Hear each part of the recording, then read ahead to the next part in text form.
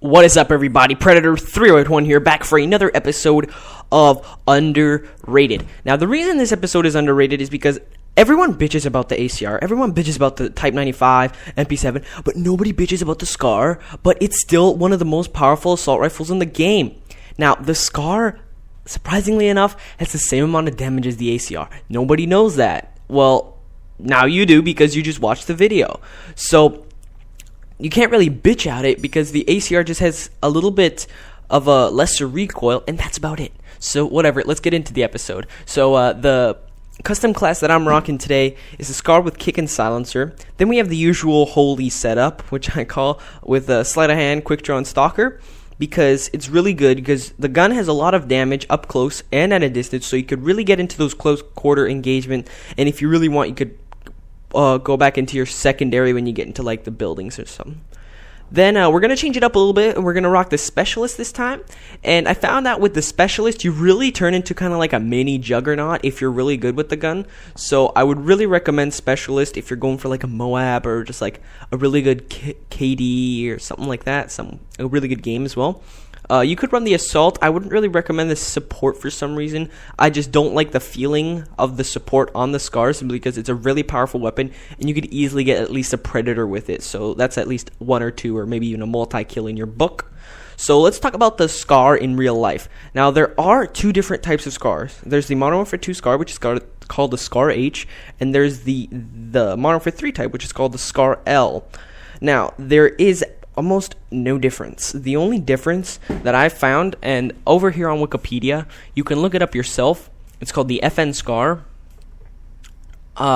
It was place of origin for the SCAR L is Belgium, and for the SCAR H, it is USA. Now, the difference between it is the SCAR L is an assault rifle, and the SCAR H is a battle rifle. I honestly do not know what the difference between it is, but during the picture, it looks like the SCAR L has a muzzle brake on it, while the SCAR H on the bottom of the picture, just looks like it has a normal barrel, just like a Modern Warfare 3 barrel would have, which kind of makes a difference.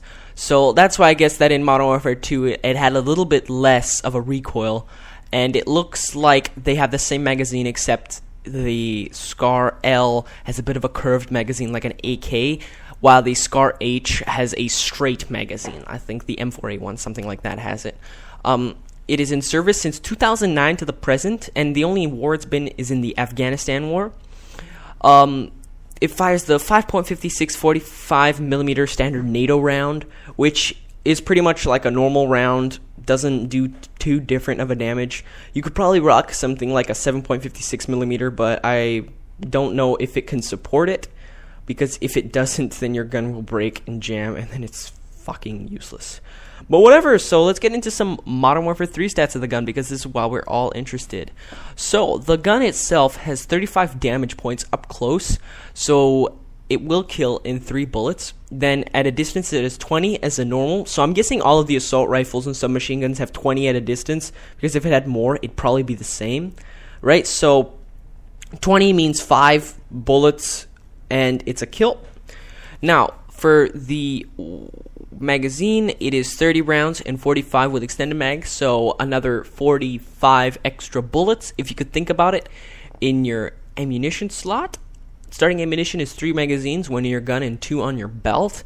Then we have the reload time, which is 2.4 seconds loaded and 2.68 seconds unloaded, because the only animation you do, which is 0.2 of a second, is just clicking the loading button, which pretty much just takes the gun, takes the gun and it pretty much just primes it, so it's ready for fire. I'm pretty sure that with sleight of hand you would cut it down to about 1.2 seconds, because sleight of hand does cut all the reloads down to almost half or less and or more. I'm not sure. The recoil on it is quite low. And some tips for the gun, I would say, is just find a bunch of attachments that you find comfortable. Some people think that they don't really like the standard sights of the SCAR and they would prefer a red dot. You can use it. I would really recommend the silencer if you're kind of going for a close engagement. The Silent Scar is more like the TAR-21. You never really use the TAR-21 without a silencer in Modern Warfare 2, right? So I would really recommend this gun with a silencer because it's extra special. It doesn't take too much off, just the range, and face it, it's still the same amount of bullets and kill to death to damage multiplier ratio. If you want, I would really recommend the ACOG sight, because with the low recoil, you're not going to have one of those like crazy, like how you would have with a hybrid sight, or when you put it on the reflex, where it's crazy and you have to like fire semi-automatic, simply because if you fire fully automatic, you're just going to lose amount of recoil.